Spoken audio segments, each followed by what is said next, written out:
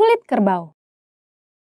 Di bumi Lombok, dahulu kala hiduplah seorang raja. Baginda Raja memiliki sepasang lelampak atau sandal dari lendong kao atau kulit kerbau. Sandal kanan berasal dari kulit kerbau jantan dan sandal kiri berasal dari kulit kerbau betina. Kedua sandal itu merupakan suami istri. Sang suami disebut Papuk Mame yang artinya nenek laki-laki. Sedangkan sang istri disebut Papuk Nine yang artinya nenek perempuan. Berkat takdir Tuhan yang Maha Kuasa, sepasang lelampak itu bisa bercakap-cakap. Walaupun percakapannya hanya bisa didengar dan dimengerti oleh mereka berdua. Pada suatu malam, Baginda Raja melepas lelampak itu dan meletakkannya di bawah tempat tidur. Jika telah dilepaskan oleh Baginda Raja, sepasang lampak itu mulai khawatir. Lebih-lebih jika sedang musim hujan. Baginda Raja selalu menggunakan lelampak itu kemanapun beliau pergi. Menurut beliau, lelampak lendong kao inilah yang dipandang paling kuat dan paling tahan terhadap air. Oleh sebab itu, Baginda selalu memakainya dan sangat menyayanginya.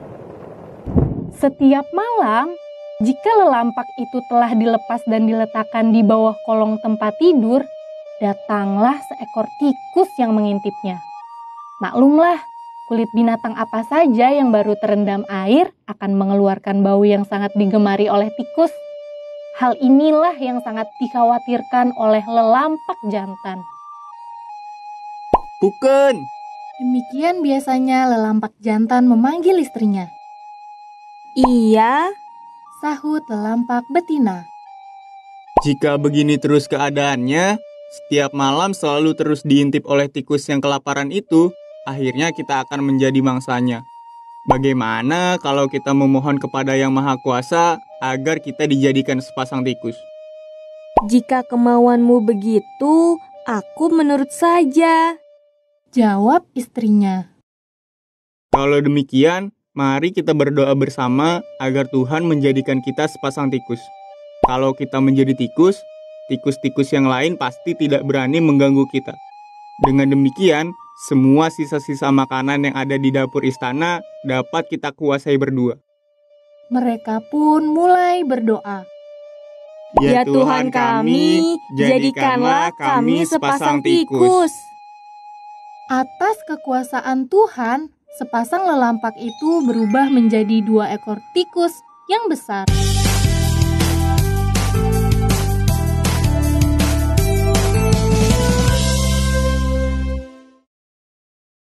Hai teman-teman, menarik ya penggalan legenda dari Lombok tadi. Kira-kira dari penggalan cerita legenda tadi, kalian sudah dapat mengetahui unsur intrinsik apa saja di dalamnya? Oh iya, sebelum itu, sepertinya kita harus bahas dulu ya tentang apa itu unsur intrinsik. Baiklah teman-teman, unsur intrinsik adalah unsur pembangun dalam suatu karya sastra. Tentu saja, fabel dan legenda termasuk karya sastra ya teman-teman, yaitu yang berbentuk prosa atau cerita. Tahukah kalian apa saja yang termasuk dalam unsur intrinsik? Unsur intrinsik ini ada 6-7 komponen, yaitu tokoh, latar, alur, sudut pandang, tema, amanat, dan ada juga yang menyebutkan bahwa gaya bahasa termasuk dalam unsur intrinsik. Maka dari itu, tadi kakak bilang ada 6-7 komponen dalam unsur intrinsik ya teman-teman. Nah, kembali lagi ke cuplikan legenda pada awal video tadi. Kira-kira apa unsur intrinsik yang sudah dapat kita identifikasi? Dari penggalan tersebut, kita sudah dapat mengidentifikasi sebagian tokoh dalam legendanya. Tokoh adalah peran yang ada dalam suatu cerita. Juga digambarkan seperti apa karakter atau watak dari tokoh tersebut. Tahukah kalian bahwa berdasarkan teori, tokoh dibagi menjadi 3 nih teman-teman.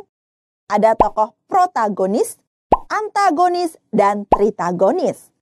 Tokoh protagonis adalah tokoh utama dalam suatu karya sastra. Tokoh antagonis merupakan tokoh penentang atau yang berseberangan dengan tokoh protagonis. Dan tokoh tritagonis adalah tokoh yang netral dalam suatu karya sastra. Jadi jelas ya teman-teman, perbedaan ketiga kategori tokoh dalam sastra. Ingat ya teman-teman, tokoh adalah peran yang ada dalam suatu cerita, disertai gambaran karakter atau wataknya. Jenis tokoh ada 3, yaitu protagonis, antagonis, dan tritagonis. Jadi, kalau kakak tanyakan lagi pertanyaan tentang siapa saja tokoh yang sudah dapat kita ketahui dalam penggalan teks legenda tadi, apakah kalian sudah dapat menjawabnya? Setelah ini, kita akan bahas unsur intrinsik yang lain loh teman-teman, sekaligus melanjutkan penggalan legenda yang sudah kita saksikan bersama pada awal video ini. Kalau kalian penasaran, saksikan pada video berikutnya ya. Dadah!